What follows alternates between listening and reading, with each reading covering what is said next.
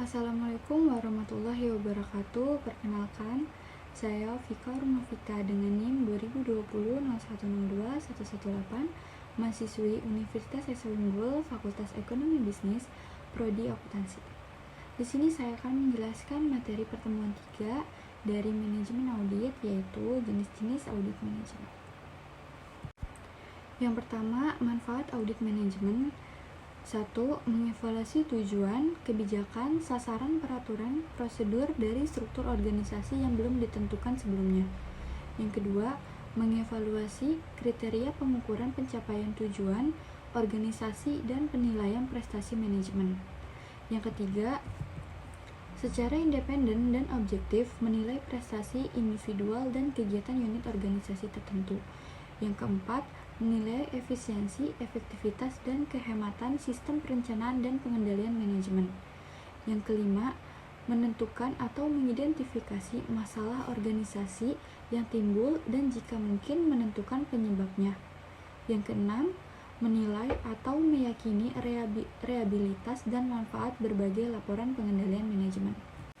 Selanjutnya, jenis-jenis audit manajemen. Yang pertama, fungsional audit, yang kedua, organizational audit, yang ketiga, special assessment. Yang pertama, fungsional audit. Fungsi adalah alat untuk mengkategorikan aktivitas usaha seperti fungsi penagihan atau fungsi produksi. Terdapat banyak cara yang membedakan untuk mengkategorisasi dan membagi fungsi-fungsi menjadi subsistem yang lebih kecil. Suatu audit fungsional berhubungan dengan satu atau lebih fungsi yang lebih banyak dalam suatu organisasi. Audit fungsional mempunyai keuntungan memungkinkan spesialisasi oleh auditor. Staf auditor tertentu dalam bagian manajemen audit dapat mengembangkan keahlian dalam area, seperti perekayasa produksi. Mereka dapat lebih efisien menghabiskan semua waktu mereka dalam memeriksa area tersebut. Yang kedua, organizational audit. Organizational audit dalam sebuah organisasi berkaitan dengan seluruh unit organisasi seperti departemen cabang atau anak perusahaan. Penekanan dalam organizational audit adalah seberapa efektif dan efisien fungsi-fungsi tersebut berinteraksi, perencanaan organisasi, dan metode-metode untuk mengkoordinasi aktivitas-aktivitas yang ada sangat penting dalam tipe audit ini. Yang ketiga, special assessment. Special assessment dalam operational auditing, special assessment biasanya muncul karena permintaan manajemen. Jenis audit tipe ini cukup luas. Sebagai contoh, menentukan penyebab tidak efektif sistem IT investigasi terhadap kemungkinan ada fraud dalam sebuah divisi dan pemberian rekomendasi untuk menurunkan harga pokok produksi. Selanjutnya, jenis audit yang pertama, internal audit. Manajemen audit ini dapat dilakukan oleh perusahaan atau departemen yang bersangkutan dengan sistem-sistem prosedur-prosedur atau fasilitas-fasilitas. Auditor yang mengerjakan dapat dari perusahaan mereka sendiri atau internal audit atau dengan menggaji auditor dari luar perusahaan atau external audit. External audit. Manajemen audit ini dilakukan oleh perusahaan terhadap pemasok mereka atau subpemasok. Auditor dapat dari perusahaan internal maupun auditor eksternal. Manajemen audit dikerjakan untuk menilai status kontrak atau perjanjian yang dibuat perusahaan, pemasok atau subpemasok untuk menentukan keadaan perusahaan atas barang yang akan diterima sesuai dengan yang dibayarkan. Yang ketiga, extrinsic audit. Manajemen audit ini dilakukan oleh pelanggan atau badan audit ini meliputi pelanggan dari perusahaan-perusahaan pemasok dan subpemasok. Selanjutnya, karakteristik audit manajemen. Yang pertama, tujuan pemeriksaan. Tujuan pemeriksaan manajemen adalah membantu semua peringkat manajemen dalam meningkatkan perencanaan dan pengendalian manajemen dengan cara mengidentifikasi aspek-aspek sistem dan prosedur serta rekomendasi kepada manajemen untuk meningkatkan efisiensi, efektivitas, dan ekonomisasi. Yang kedua, independensi. Agar manfaat pemeriksaan manajemen dapat dicapai, maka pemeriksaan tersebut harus bersifat independen. Yang ketiga, pendekatan sistematis. Dalam perencanaan dan pelaksanaan audit manajemen, perlu digunakan pendekatan yang sistematis dan metode-metode yang konsisten. Yang keempat, kriteria prestasi. Dengan kriteria prestasi, pelaksanaan dapat dibandingkan dan dievaluasi.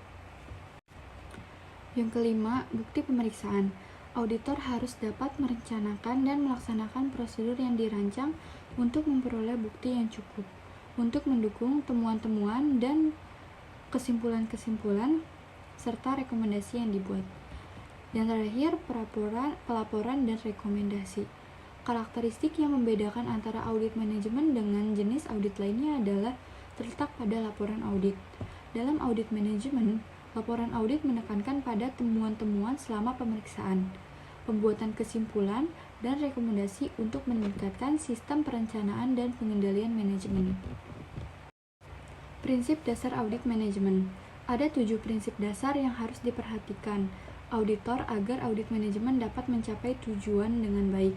Menurut IBK Bayangkara, dalam bukunya yang berjudul Audit Manajemen Prosedur dan Implementasi, yang menyebutkan 7 prinsip dasar, yaitu yang pertama, audit dititik beratkan pada objek audit yang mempunyai peluang untuk diperbaiki.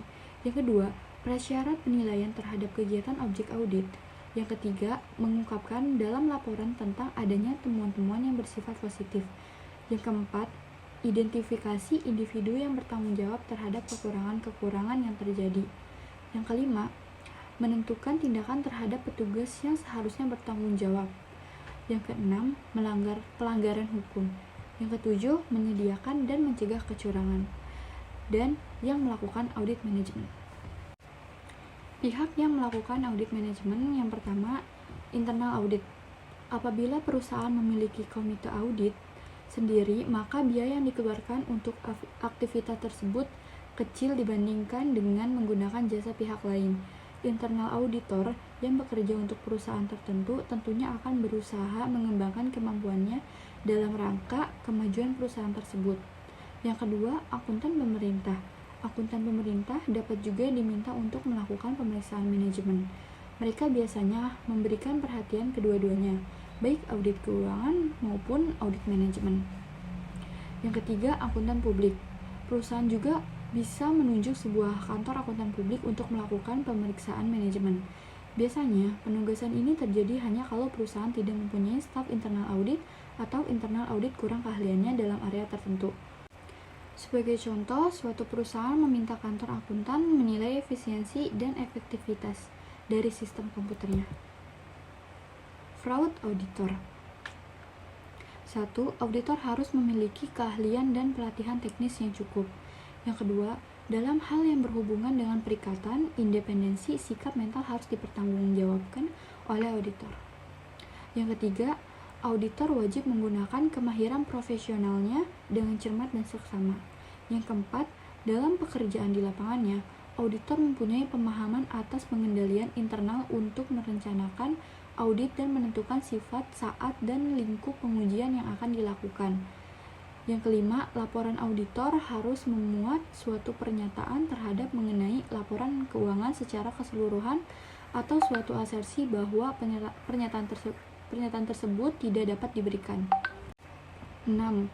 Auditor harus memiliki bukti yang kompeten diperoleh melalui inspeksi, pengamatan, permintaan keterangan, dan konfirmasi sebagai dasar memadai untuk menyatakan pendapat atas laporan keuangan yang diaudit.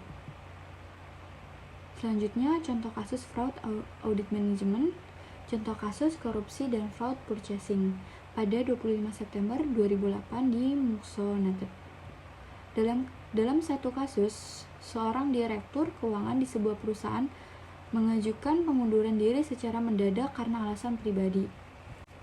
Karena curiga, perusahaan kemudian melakukan pemeriksaan atau review, adakah hal-hal yang dilakukan mantan direktur tersebut yang merugikan perusahaan dengan menggunakan program deteksi fraud otomatis atau Automated Fraud Detection Program. Diketahui bahwa data-data supplier tersebut mengalami perubahan.